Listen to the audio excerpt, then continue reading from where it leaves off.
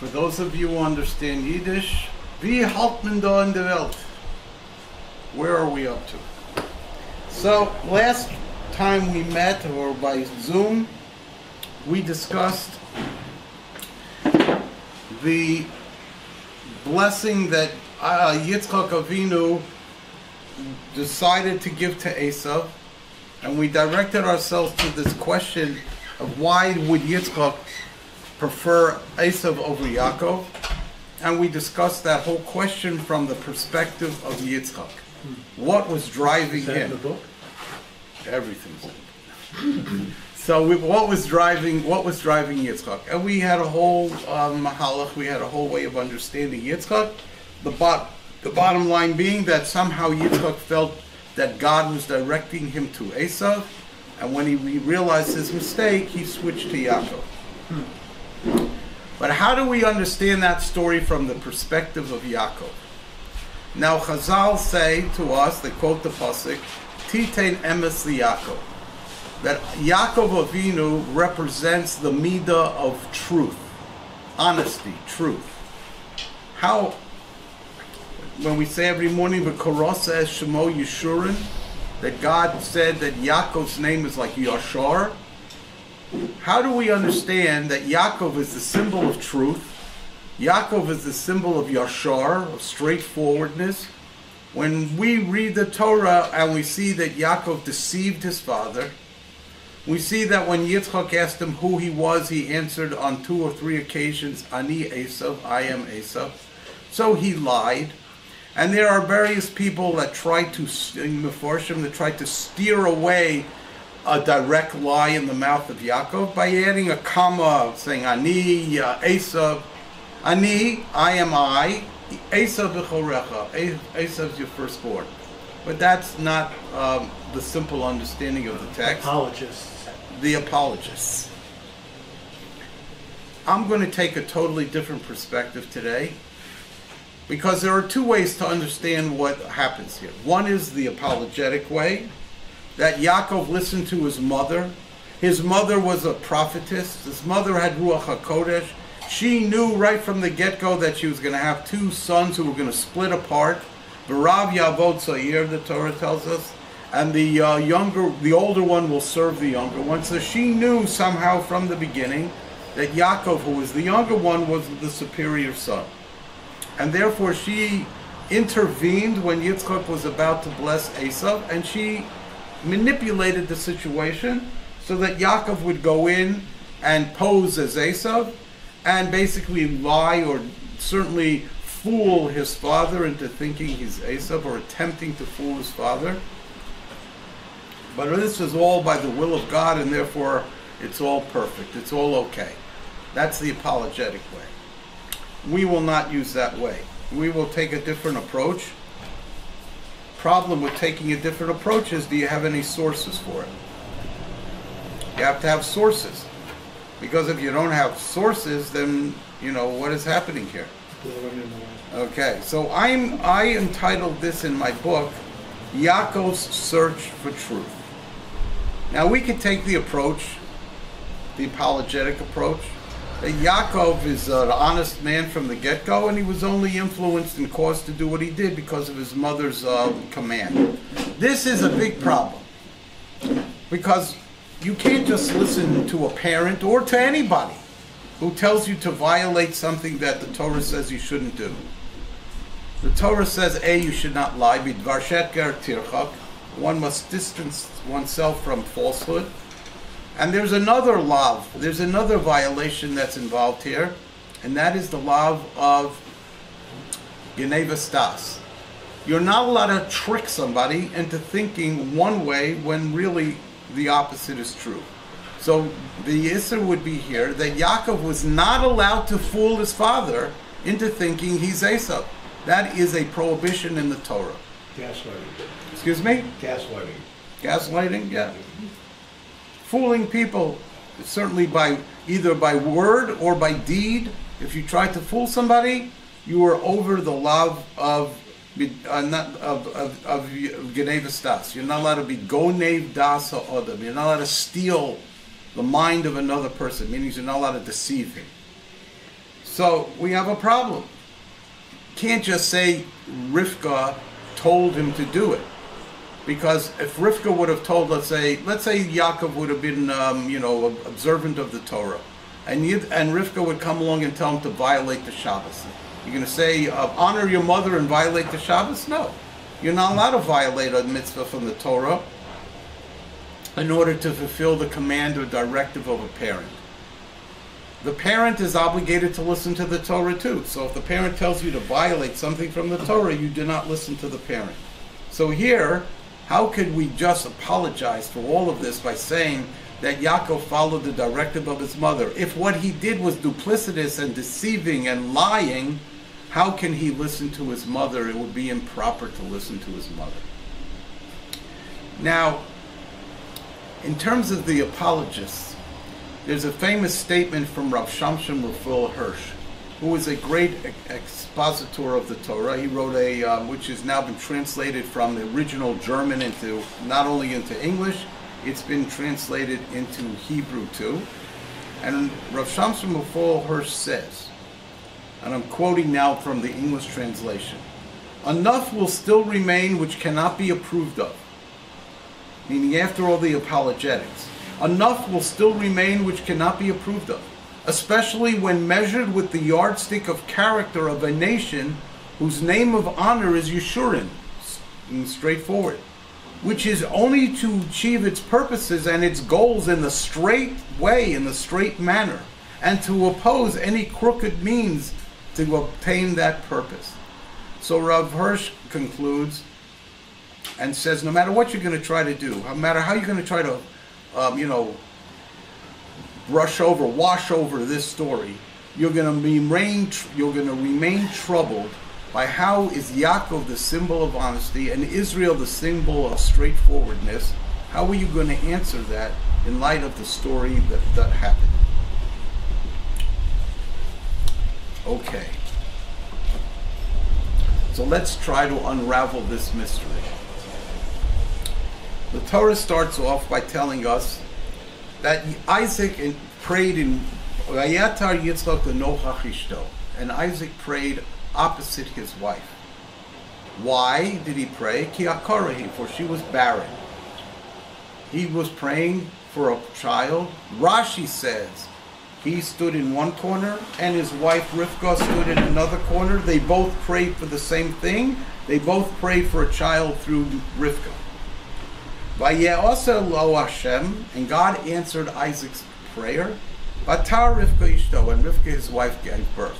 Rashi says, if they both prayed for the same thing, why does the Torah say that God listened to his prayer? After all, she prayed for the same thing. Why doesn't it the Torah say, and God listened to both of their prayers?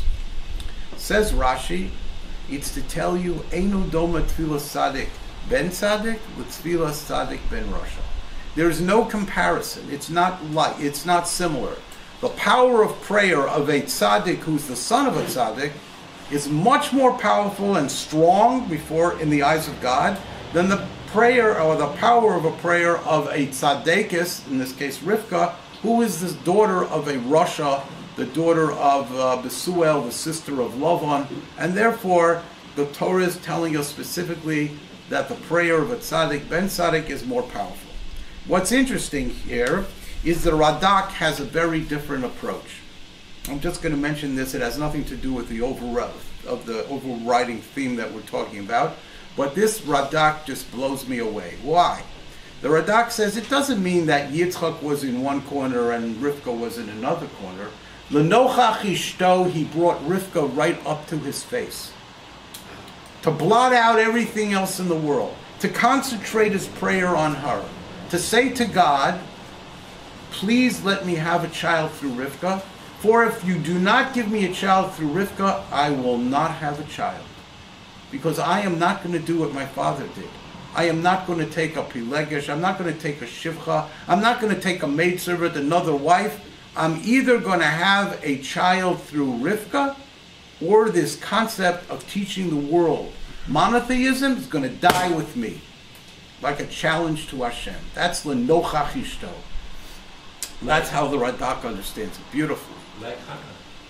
like Hannah, but the Radak says, like Eliyahu, put the child up against his face when he mounted the child to resurrect the dead boy, and the same thing when Elisha mounted the child to resurrect the dead child of the Eliyahu was the Benat Sarfatit, the woman who lived in Sarfat, her son dies, and Eliyahu resurrects him. And in the case of the Benat Shunamis, the great woman from Shunem, Elisha resurrects her son. But in both cases it says that the Navi prostrated himself over the child. It says the Radak, that is the similar thing that Yitzchak did when he put Rivka up against him. Blot out everything else in the world and concentrate completely and exclusively on the prayer, the strong prayer where he begs God to resurrect the child, or in this case, where Yitzchak begged Hashem to give him a son. Anyway, God answers the prayer of Yitzchak. Yes, sir. Can we delve into that a little bit, those prayers? We could, but it's really a tangent. It's not really what the theme of today is. I just wanted to mention to you that powerful shot. You must have thought about this a lot. I did. I love that shot. Were they praying the same thing over and over, or many different prayers? Oh, okay. So that's a good question. We'll divert and take that question. Let's take the Parshas Vayeschanan, where Moshe Rabbeinu prays. It says, V'eschanan Hashem ba'esahi lemor, and I, Moses, prayed to God at that time, and I asked Hashem to forgive me and let me cross the Yarden, let me go into the land of Israel. Chazal say, V'eschanan has the numerical equivalent to 515, which is to teach us that Moshe Rabbeinu prayed 515 separate times, asking God to forgive him and let him go into the land of Israel. To me, that pasuk, that sentence is the saddest sentence in the Torah. Because what is God's response? Vayomer Hashem elav ravloch. Enough. Al tosef daber elai od badavar hazeh. Do not raise this issue with me again, Hashem says to him. I don't want to hear it, Moshe. My decision is final. I am not going to grant you your request. You will not enter the land of Israel. You will die in the desert. Now,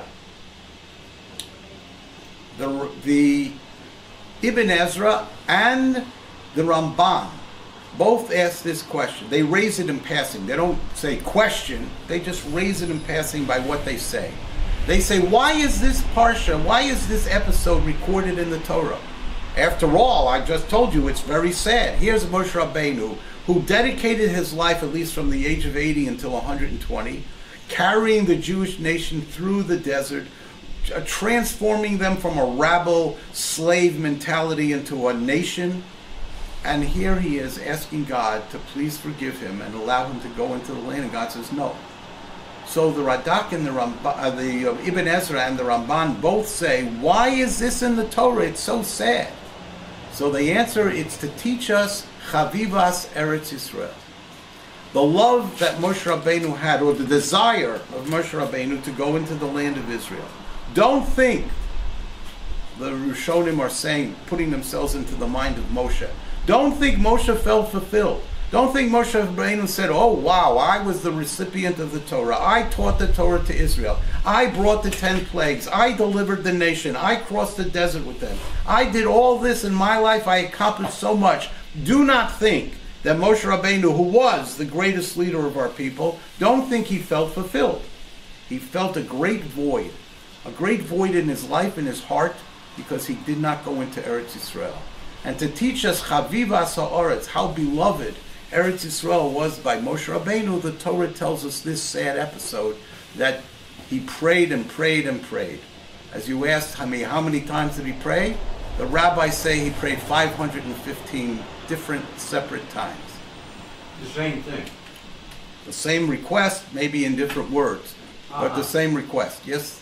Maybe the teaching is you might pray, but it doesn't mean that God will be fulfilled. So that's what I understood it to mean. Because if one surveys the Torah, you will see, well, Avrum Avinu prayed for a son, he was granted a son.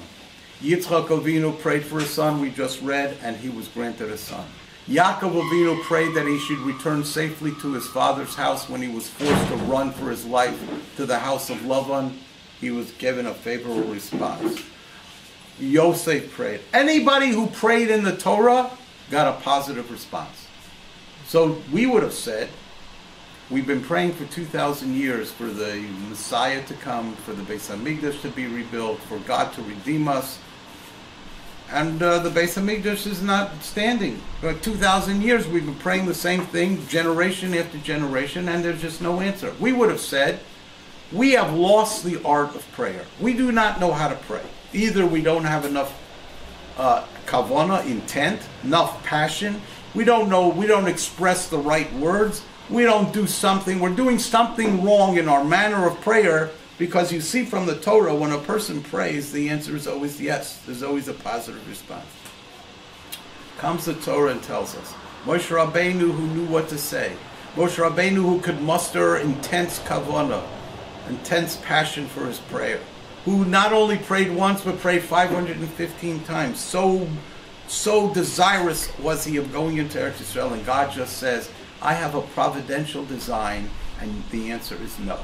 And that's why we continue to pray. Or else we would have abandoned prayer by saying it's totally ineffective, and we should learn Torah, we should help orphans, we should help give tzedakah, we should do acts of kindness, we should fix our tefillin better, we should do all kinds of mitzvahs. Those might have positive results, but prayer is totally ineffective. Comes the Torah and teaches us in the last episode of Moshe Rabbeinu's life that even though you may pray with the proper intensity and as many times as you make the prayer to Hashem, and it's with sincerity and with all your heart and with all your might and with all your soul, the answer sometimes is just plain no. And therefore the Torah includes this story as the final episode in Moshe Rabbeinu's life. Okay, so that gets to the question that was asked, how many times do you pray? And again, we've been praying for 2,000 years, and Mirz Hashem, we hope that this moment in Jewish history, we are on the verge of the final redemption. Why do I say that? When Rabbi Diamond called me up and told me that we were going to resume teaching, face to face, he asked me if I would speak about the battle of Gog against Magog and the end of days. I said to Rabbi Diamond, with all due respect, I am inadequate to handle such a topic. Because the Rambam himself, at the end of the Laws of Kings, when he discusses the issue of the Messiah, he says there that not the prophets, not the Chachamim, meaning not Chazal, not the wise men of our Mishnah and our Gemara, not the prophets, not the wise men, nobody knows what's going to happen at the end of days. It's beyond human comprehension. It's in a totally different dimension. And therefore trying to determine what's going to happen when the Messiah comes, what's going to happen when there's resurrection of the dead, what's going to happen when there's Olam Haba, which by the way are 3 stages, what's going to happen at each stage, what's the final, it's beyond human comprehension. So when Rabbi Diamond said to me, speak about the end of days, I said, Rabbi, I just can't do it because I just don't know the real answers. And whatever I might tell you is speculation. So anyway, there's one thing that is clear, that we have come back to the land of Israel after 2,000 years. That's clear. That is a nace, and it's a continuing nace. Why is it a continuing nace? Because as we see now, all the world is jealous of our accomplishments, hate us, dislike us, are anti-Semitic basically, either because it's rooted in their faith, like in the Muslim faith we're infidels and infidels have to be eradicated, or it's in their faith as Christians and we are a cursed nation. Secularists also. The secularists have no moral fiber. They make it up themselves. Which is another whole thing which I once, I think, covered. But anyway, basically the world is against us. And that's what the prophets predicted. There will come a time, Lo ira ra me'rivo sam asher saviv shasu alai. We will not fear the multitudes, the tens of thousands, in this case the millions, of the world, of the Gentile world, that will rise up against us and surround us, asher salavu, that surround us from all sides and from every corner, from every angle. We are being condemned. We are, we're worse than the Nazis. We're killing innocent children, innocent babies, innocent parents. No such thing. Just remember one thing. Hamas was voted in by those Palestinians. Who are those people? They weren't born. There was no immaculate conception. Their parents are the ones that live in Gaza. Their brothers live in Gaza. Their mothers live in Gaza. Their sisters live in Gaza. Their children live in Gaza. Who are we talking about? They don't exist in a parallel universe. They were raised, grown, bred, fed, nurtured by the people that are living there. So when we say these are innocent people, these are combatants. These are people that are dedicated for our destruction. They don't want to just live and thrive in Gaza or even in a broader area. We pumped, meaning the world has pumped millions and millions and millions of dollars into that situation. Billions of dollars. They could have had a Garden of Eden there if they would have used that money and the way it was intended when it was given to them. Instead, they built tunnels, they armed themselves, they plotted and schemed and all of this. They are not innocent civilians. But I don't want to, I'm surprised nobody gets up and says that to the world. I don't hear anybody saying that. Carolyn Glick, good. About Sodom and Gomorrah, they say not 100% of them they were showing, but nobody said they were. It's the same here. Yeah, of course. Okay. Anyway, how did we get into this? We're back to the story of Yaakov Avinu and his search for truth. So we said Rivka goes. What happens? Yitzchak prays. Rivka becomes pregnant, and then Vayisrotzu habonim b'kirba, and the children. She feels striving, jostling within her womb, and she doesn't know what this is. It's not normal pregnancy. So she goes lidroshas Hashem. She goes to seek counsel, advice, difference of opinion. Did she go to Shem ve'ever? Did she go to Avrum Avinu, Machlokas Rishonim? Difference of opinion. The common pshat is she went to Shem ve'ever, and she asked them, what is the meaning of all this? And the answer was given to her that there are two nations developing within you, and they will split apart. And the younger one, the older one will serve the younger one. That's what she was told. So now, the apologists will say, she knew from the get-go that this was going to happen. And therefore, she followed her own counsel in order to decide how to manipulate Yitzchak. And it tells us in the Torah that the two children were raised, and Esav was Ish Yodei Atzayid Ish Sadeh, Yaakov Ishtam Yoshev Ohavim. Okay, I think I mentioned to you once before, Rabbi Hirsch's pshat, why does it say Ish by Esav and only Ish once by Yaakov? I'm not going to go into that again, but if somebody asks me even later, I can review that if you don't remember. Now Esav comes in, the boys are now 15 years old. One day Esav's out hunting in the field, and he comes home, and he's starving. He's out there in the bush, hunting, running, trying to catch prey, maybe catching prey, whatever it was, he becomes exhausted. Comes home, and Yaakov is cooking farina, lentil soup, or something like that, adashim. And Esav says, Haliteni nomin ha'adom ha'adom hazeh. He sees its reddish color. He says, give me some of that. Please, Yaakov, share what you're cooking with me. Share some of it with me. What does Yaakov say? No, I will not give it to you unless you sell me your birthright. Let me ask you a question. Strange day. Do you think that Avrum Avinu would have done that? Do you think Avrum Avinu, who invited all the guests that came down the pike to come into his home, even if they were idolators, no matter how, morally corrupt they were, and he said to them, please take some of my food, sit down at my table, wash your feet, cool off, I'm giving you food. Avram Avinu would have said to Esav if he came in hungry, wait a minute, I want something in return. You want my food? Give me your gold belt. Would Avram Avinu say such a thing? No. Yaakov says this to Esau. This is not the lesson that Avram Avinu imparted to his children. Avram Avinu stands for chesed, kindness, unbridled kindness, boundless kindness. How do we understand that Yaakov wants to extract an exchange, a barter for the what do you call it, for the porridge or whatever the lentil soup he was cooking? So here's the first crack or crink in the armor. Here's the first revelation of the Torah that Yaakov Avinu is not a son of Avram Avinu in the sense of he did. Yeah, Shikol Tzatzkit. What's the pshat?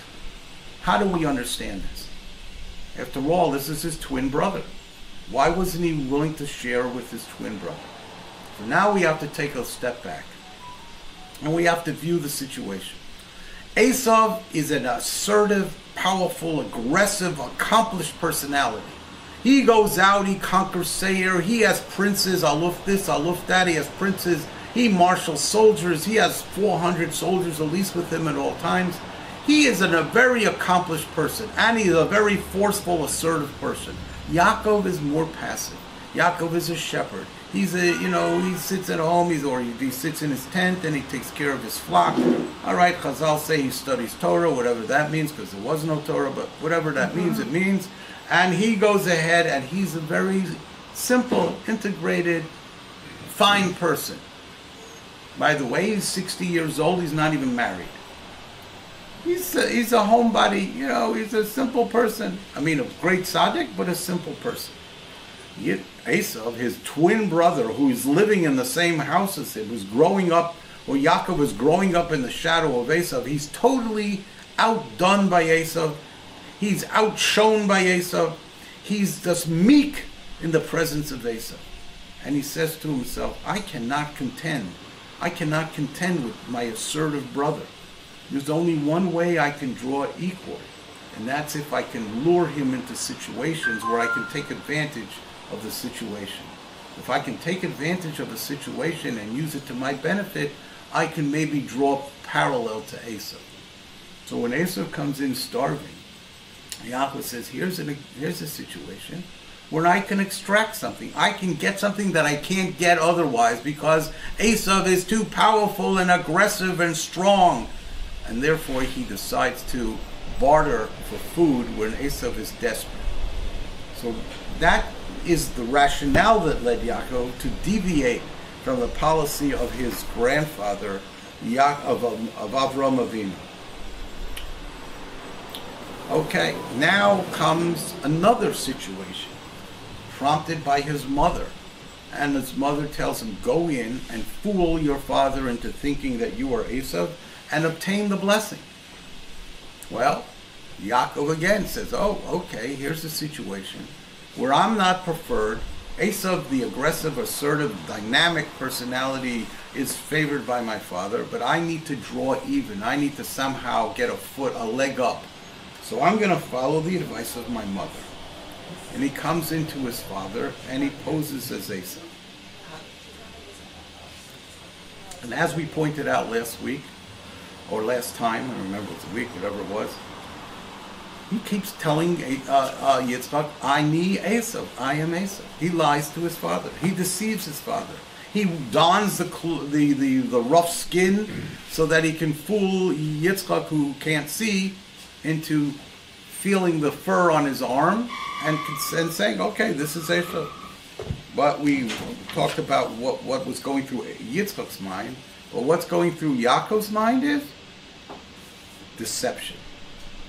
What is the Torah? How does Esav, when Esav comes in with his venison and he asks Yitzchak for a blessing, Yitzchak says, whoa, ho, ho, ba achicha b'mirma, your brother came with trickery and he took your blessing. By Yomer, Yitzchak says, this is what the Torah says, ba achicha b'mirma, your brother came in and tricked me, vayikach birchosecha, and he took your blessing. Vayomer, so what's Esav's response? Achi korosh shemo Yaakov. Is his name Yaakov Was that his name in vain? No, it's not in vain. It's a description of his behavior. Vayakveni ze pamayim. He has tricked me twice. Once he made me barter for the birthright, and now he stole my blessing. So the Torah has no hesitation of saying that what Yaakov did was deceptive, dishonest, and wrong. Okay. And Esav says, did you not, Father, did you not save at least another bracha? Meaning you had a bracha that you intended to give to Yaakov. Can you at least share that one with me? And what does Yitzchak tell him? Yitzchak tells him, yes, I blessed your brother to be superior and you should serve him. But, says Yitzchak, there will come a time when you will throw off that yoke and you will no longer be subservient to Yaakov. By the way, I don't know if I mentioned this last time, was the blessing ever fulfilled? Did Esav ever serve Yaakov? Did Yaakov, was he the Gavir La'achecha? Was he the superior one to the nation of Esav? In Jewish history, you might find one 40-year period out of our 3,500-year history where this may have happened. Maybe in the days of David HaMelech and into the days of Shlomo HaMelech was Yaakov, was Israel a mighty nation. Other than that, we were never superior. So, where does it say Esau will hate the sons of I can't hear you. What? Where will it say that Esau will hate the sons of Halacha Judah? she'esav soneh leYaakov is a Gemara. It's not a text. It's not a text in the Torah or the Tanakh. It's a conclusion of the rabbis. Anyway, so now the Torah has described this as being trickery and duplicitous. The Rambam, I told you before, says as follows: it's prohibited for a person to engage in behavior with slippery things, upitui, and inducement or trickery. You can't be, your heart and your mouth, meaning your mind and your mouth must be the same. You can't fool people. Whatever you're contending in your heart, you have to express through your mouth. V'asor, it's prohibited, lignov das habrios, to trick people and deceive them. V'afilu das hanochri, even a Gentile. One is not allowed to trick and fool a Gentile. Of course, you're not allowed to trick or fool a Jew. Certainly not either by your behavior or by your word. So, is there any doubt that Yaakov's behavior was an intention of tricking his father, both by word, by saying Ani Esav, and by deed, by dressing up and covering his arm? According to the Rambam, it's clear that Yaakov Avinu was guilty of Genevas Das. Okay, so now we know the apologists, because they say that Yaakov was following the directive of his mother. Let's take another tack now. We've already demonstrated that the Torah depicts Yaakov's behavior as being trickery. We already discussed that what Yaakov did is a violation of Genevas Das, inducing or fooling his father. How do Chazal view what Yaakov did? So there's a Midrash in Bereshit Rabbah that says as follows. I'll read it. I'll tell it to you outside, but if you want, I can read it in Hebrew. Anyway, it says Kol hahu halayla, the entire night that Leah lie with Yaakov after she snuck in to the chuppah and took Rachel's place. That night she slept with Yaakov, consorted with him, and that whole night Yaakov kept saying, "Oh, I love you, Rachel. Can you move over and drop Rachel?" He was talking to her, addressing her as Rachel. So in the morning when Yaakov discovers that it's Leah, he says to her, "What is going on here? The whole night I referred to you as Rachel and you never admitted that you were Leah. How could you have been so deceptive?" Leah says back to Yaakov, "Is there a teacher that doesn't have a student?" Which means The whole time your father asked you who you were, and you kept saying you were Esau. You deceived your father, and now you're saying, how did I deceive you? You're a hypocrite. How did she know that? It's not that she ever said it or she ever knew it. The Chazal are telling us here in this Midrash that Yaakov was duplicitous. He deceived his father, so he got payback when Leah deceived him. Whether she actually said this or not, it was payback. She saw the movie. It was payback. It was a punishment to Yaakov. What's the sequel? That somebody tricked him in the same fashion that he tricked his father. So there's one indication from Chazal that frown on what Yaakov did. There's another Gemara. The Gemara says, that was a Midrash. This is a Gemara in Masechtas Megillah. The Gemara says, Amar Rabba, Amar Rabbi Yitzchak bar Shmuel bar Masa. A certain Almora, a certain scholar of the Talmud said, Godol Talmud Torah Yoser Mekiburav. The mitzvah of learning Torah is greater than the mitzvah of honoring a parent, father or mother, or both. How do we know that study of Torah is greater than honoring your parents?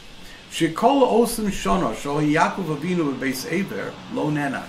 Now we know that Yaakov Avinu spent 22 years in the house of Lavan. Those 22 years, well, let's take a step back. Okay, this is what the Gemara says. You spent 22 years in the house of Lavan, and because of those 22 years, Yosef was taken away from you for 22 years. Yosef was taken and sold by his brothers down into Egypt, and for 22 years he remained separated from his father. So Yaakov, the Gemara is saying, because you, Yaakov, spent 22 years in the house of Lavan, you were punished that your son Yosef was your beloved son Yosef was separated from you for 22 years. Now, why did Yaakov spend 22 years in the house of Lavan? Because Esav was going to kill him. Esav said, as soon as my father dies, I'm going to kill Yaakov. Rivka understood or overheard that, and so she called him in together with Yitzchak, and they told Yaakov, go to the house of Lavan. Kibar Avda Amy. They told him to go. So he goes. He was gone for an additional 14 years. Where was he for the missing 14 years? Says the Gemara, he went to the yeshiva of Shem V'Aver. Before he went to the house of Lavan, he went to study in the yeshiva of Shem V'Aver. What exactly he studied? The laws, the 7 Noahide laws. Okay. For those 14 years, he's not punished. He only is separated from Yosef for 22 years, not for 36 years. For those 14 years, he's not punished. Says Rav Marso, right? Basically this Amora. Therefore, we see that when you're studying Torah, those 14 years that he spent studying Torah, he was not punished. Yosef was not separated from him for those 14 years. Yosef was only separated from him for the 22 years that he spent in the house of Lavan. Therefore, studying Torah was more important than honoring his parents, because why was Yosef taken from him? Because he wasn't able to honor his parents for the 22 years that he spent in the house of Lavan. What do you see from this Gemara? First of all, the punishment that was granted or given or meted out to Yaakov, that he lost his son for 22 years. But we asked the question, he went to the house of Lavan to save his life. The Kuach Nefesh, he's saving his life. Why is he punished? What lies behind this Gemara is, what was the catalyst of you having to run for your life? The catalyst was that you stole the blessing. You snuck in and you deceived your father. That's what caused you to go down to the house of Lavan. You can't just look at the immediate cause that Esav wants to kill you. You have to look at why was Esav seeking to kill you. Esav was seeking to kill you because you lied and you stole the blessing. Context. So you see from this Gemara that the Gemara is accusing Yaakov Avinu of stealing the bracha, of doing wrong, and what are these consequences? The first consequence is he's banished from or forced to flee from the house of Yitzchak and Rivka, the most holy house in the world at that time, where he would have been mentored by two great righteous people, his mother and his father.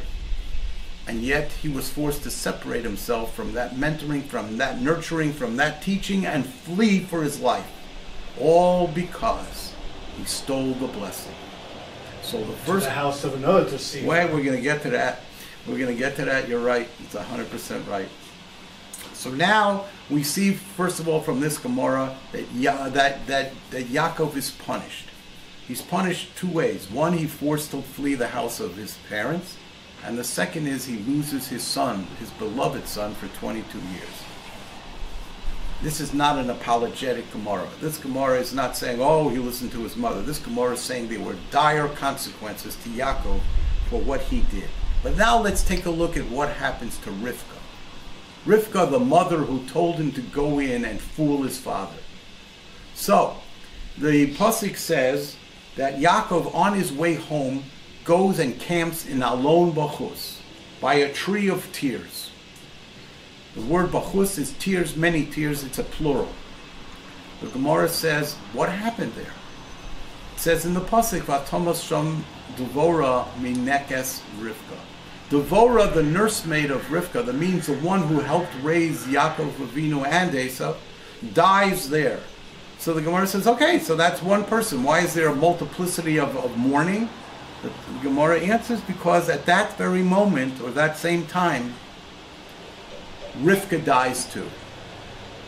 Rivka dies too, but the Torah hides the fact that Rivka dies. It buries it in this remez, in this hint, that there was a duplicity, there was a double mourning. A double mourning, once for Devora Minekas Rivka, and once for Rivka herself. But Rivka is not mentioned in the Torah. Says the Ramban on that pasuk, a mind-boggling statement from the Ramban. You know why the Torah does not mention Rivka directly? Do you know why the Torah doesn't mention her death? Because what happens? Rivka dies, Yitzchak's old and blind and he cannot, busy himself with her burial. Esav hates her, so he doesn't busy himself with her burial. Yaakov's not home yet, so he does not busy himself with her burial. Who buries Rivka? Says the Ramban, the Hittites. The Chiti, pagan idolators, bury Rivka. So there's two things that we see from this. Number one, Yaakov's on his way home, but he never gets to see his mother again. She never gets to see her son that she loved so dearly. She is separated from her son forever. She never sees him again.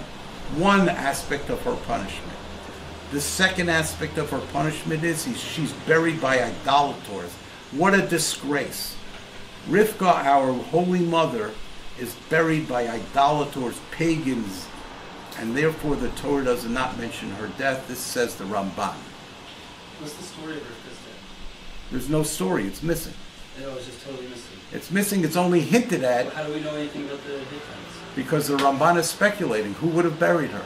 Don't forget, where is the Moras HaMachpelah? The stay Ephron HaChiti. It's in the land of the Hittites.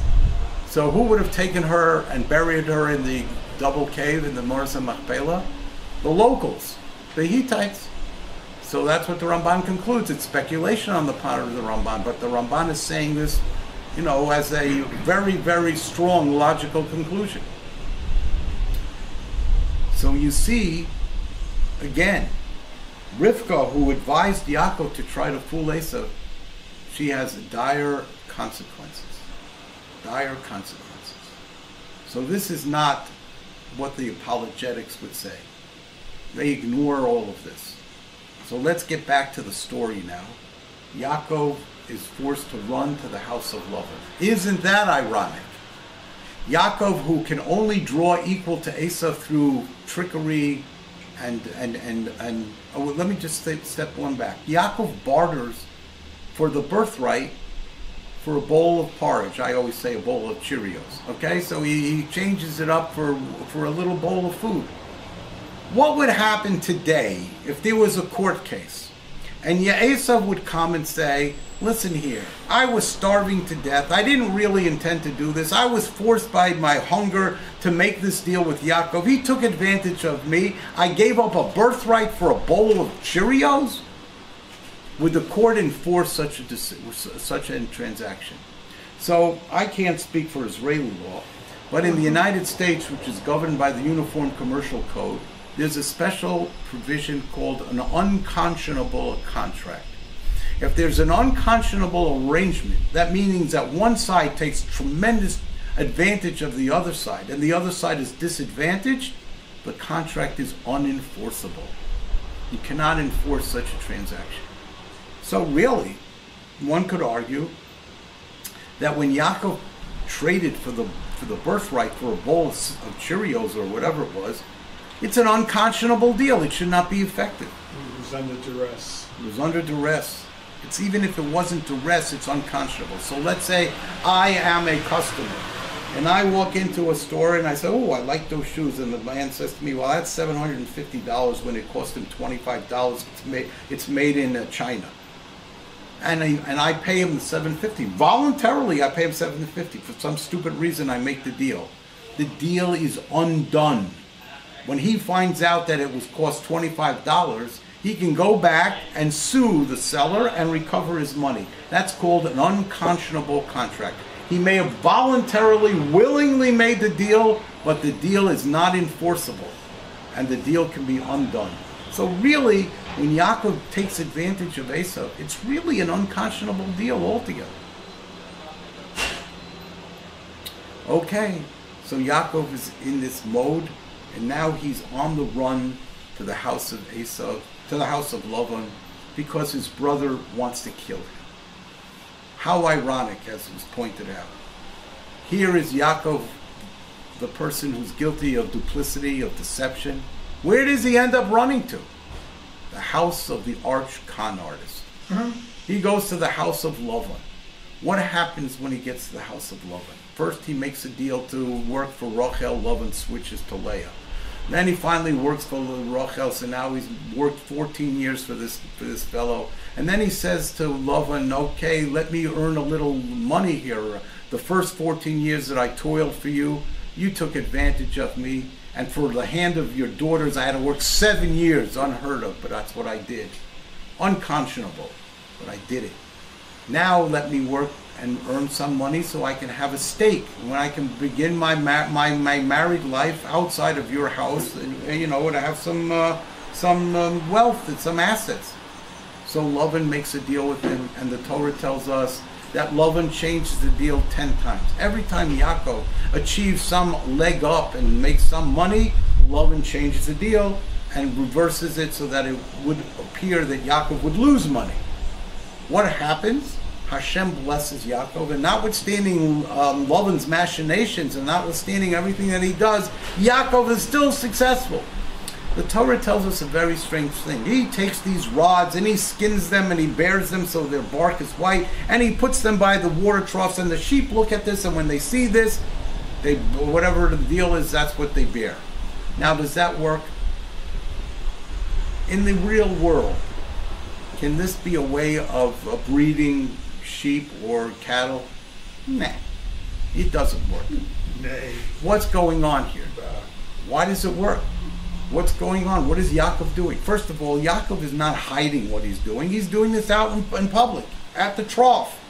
He's not doing it in the barn behind closed doors. He's doing it right out in front of Esav. It's sort of Lavan. In fact, the sons of Lavan are watching him at every step, and as they see him being more and more successful, they're getting more and more jealous until Yaakov senses that he's at a point where he's uncomfortable living in the house of Lavan, because Lavan's children are standing there watching him daily and watching his wealth grow, his assets grow, and therefore they're jealous, and therefore he's no longer comfortable living in the house of Lavan. But what does this mean? Yaakov said to himself, this man is manipulating and changing every deal. I must try whatever I can to succeed. God is the one that blessed him. What he tried, I believe, was totally ineffective, because in the real world, none of that works. So what am I saying? I'm saying that Yaakov tried to do his best under very, very tough situations, because every time he succeeded, the deal was changed. And what does he do? He is successful, but he's honest and straightforward to the extent that when Lavan chases after him, after he flees from the house of Lavan, he says to Lavan, you have searched through all of my tents, my camels, my backpacks, my everything that I have, my U-Haul, you checked everything. And you found not one shoelace, one paperclip. You didn't find a paperclip that doesn't belong to me. I am an honest person. So what happens in the house of Lavan? The arch canards, who tricks and changes and deceives Yaakov over and over. The Torah says 10 times, Chazal say even more. Okay, 10 times he changes the deal. Yaakov looks in the mirror and he says that if I continue to act like my uncle Lavan, I'm going to turn into Lavan. I started off being duplicitous. I started off being deceptive.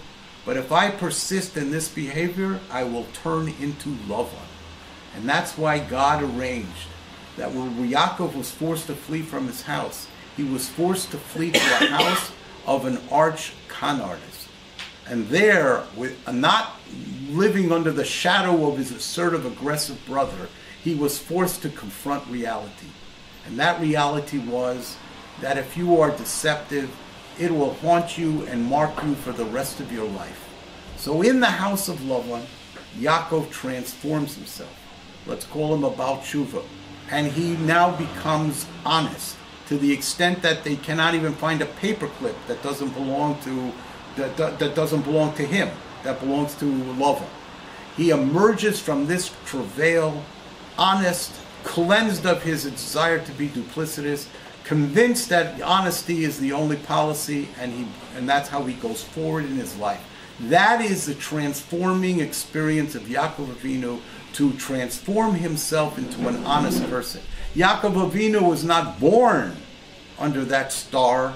He wasn't born, what is it, under the cherry tree, like whatever it is, George Washington, that story. He was born in an environment that in order to succeed, he had to dupe or he had to manipulate. But once he was in the house of Lavan for those 22 years, he purged himself of dishonesty. There was only one thing left for him to do. And what is that?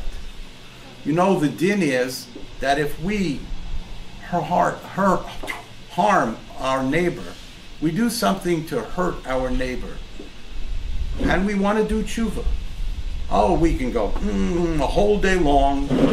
We are mea culpa. I'm guilty. I'm sorry, God. I should not have hurt Mr. Smith. I shouldn't have harmed him. I shouldn't have this. I shouldn't have. God says, I cannot forgive you for what you did to Mr. Smith. You got to obtain absolution from Mr. Smith. You have to go to Mr. Smith and beg his forgiveness.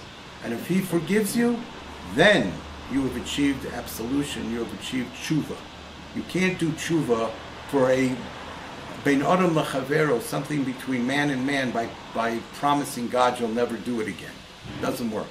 So now Yaakov is forced to confront Esau. He has to get Esau's forgiveness. So what happens on his way home? Vayavor Ma'avor Yabok, he passes over this little stream, takes his whole family across the stream, and all of a sudden, in the middle of the night, he goes back. What did Chazal tell us? What's the reason he went back? For a pachim ketanim. He left some of his articles of his property he left behind, and he knows how valuable it was, whatever, he went back to get it. Vayeyaveki Shimo. And when he's alone on the far side of this stream, everybody else is on one side, he's left alone at night on the other side. Vayeyaveki Shimo, and a man grapples and wrestles with him. Who is this man? This man is the Sar of Esau, the angel of Esau, the archangel of Esau, says the Chazal. Now we know the Rambam says that an angel can never take physical form. An angel is a spiritual being. An angel exists in time, but does not exist in space. There is no physical form to an angel. Therefore, the Rambam explains every encounter by a human being with an angel in the Tanakh is a vision. It is not an actuality. There is no actuality of encountering an angel because an angel cannot be seen. An angel exists as a spiritual being in time and not in space. Says the Rambam, how can you say such a thing? How can the Rambam even say such a thing? The Torah tells us that Yaakov wrestled with this angel and he came out hurt. He came out limping. Now, if this is only a vision, how did he come out limping? Says the Abarbanel, this was a psychosomatic injury. According to the Rambam, this was not a physical injury. This was a psychosomatic injury. What did Yaakov do? He wrestled with the angel of Esav. In other words, he wrestled with his consciousness. In his mind, he knew that he was deceptive. He knew he hurt Esav. Esav cries. By the way, the Zohar says that when Esav cried over the loss of the blessing, God collected those tears. They were sincere tears of pain and anguish. God collected those tears in one cup, let's call it. And all the tears of Israel for the last 2,000 years that were suffering at the hands of the children of Esav are put in the balance with the tears of Esav that he shed that day when he discovered that Yaakov stole the blessing. And when the pain, or when the tears of all of Israel are able to counterbalance the few tears of Esav, then the Mashiach will come. And until that point, we will be in the gullus of Edom. We will be in the gullus of the Christian world. We have a little question now what's going on with the Muslims, but we're still under the Christians. Look how they're pushing us around as to what to do. Anyway,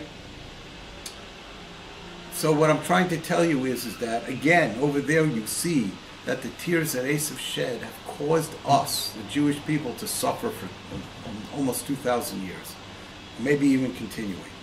So now, again, what's happening here is Yaakov is struggling with his conscience. Esav's angel, meaning there's no physical person, it's a spiritual entity that's in his head, and that's what he's fighting with. He's arguing in his consciousness. How did I dare deceive my brother? And now I'm going home and I know I'm going to have to confront my brother. I'm going to have to obtain his forgiveness. And that's what's causing Yaakov this night of sleeplessness. And what does it mean that he gets a psychosomatic injury? His leg is dislocated and by his hip. And that's why we don't eat the hip portion of an animal. What does it mean his leg is dislocated? What did the leg stand for? When the Chazal want to say that duplicity, lies, have no continuity, they say sheker ein lo raglayim. Lying causes your feet slip from under you. You have no feet because you have no way of standing. There's no foundation to lies. Lies will fall away. They will be discovered and you will be left, helpless in the face of your lies. So sheker ein lo raglayim. So when the Barbanel says that, in accordance with the Rambam's opinion, that there is no physical appearance of an angel, and there was no physical battle, it was all in Yaakov's head, the Barbanel says that according to the Rambam, Yaakov suffered a psychosomatic or a kind of an injury, and that was that his feet fell out from under him because sheker, his duplicity, his lies, have no feet, have no basis.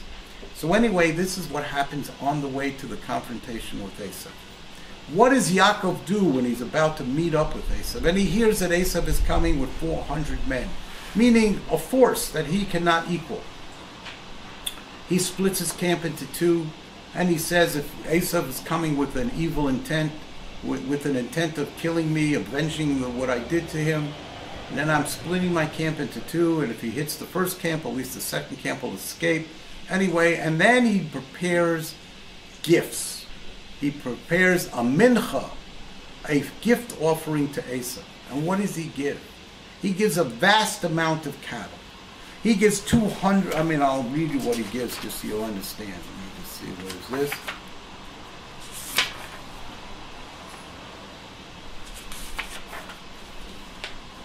Okay, what does he give?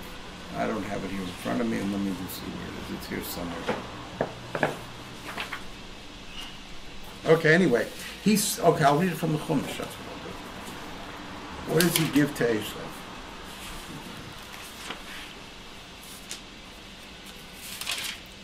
So when's the movie coming? What? Okay. First of all, he goes like this. Vayikach min haba biyado mincha la'esav achiv. And he takes from that which is at hand, meaning his vast cattle, and he gives a mincha, a gift offering to Esav, his brother. Izim masayim, 200 goats. Utiyoshim esrim, and 20 male goats, rams. Rechalim masayim, young sheep, 200. The Elim Esrim, and also Elim are rams too, 20.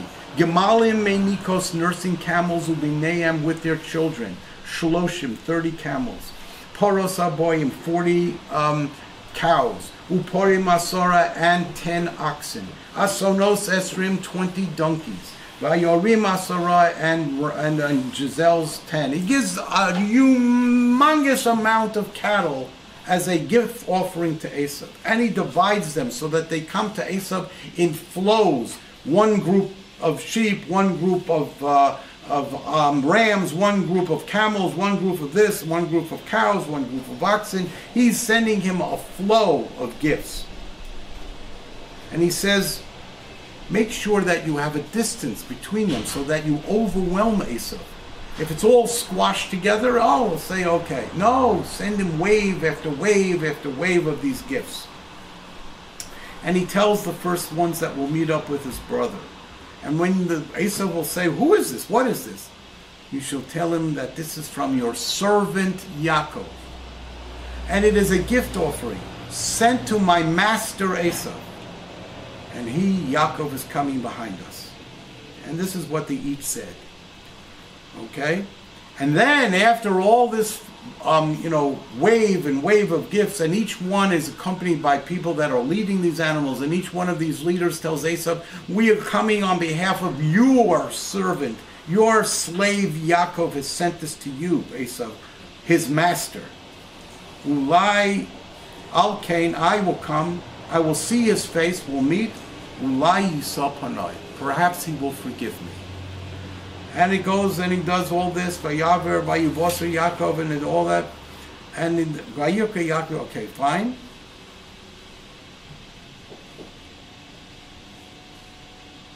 Vayorat Esav l'korso vayichabkei.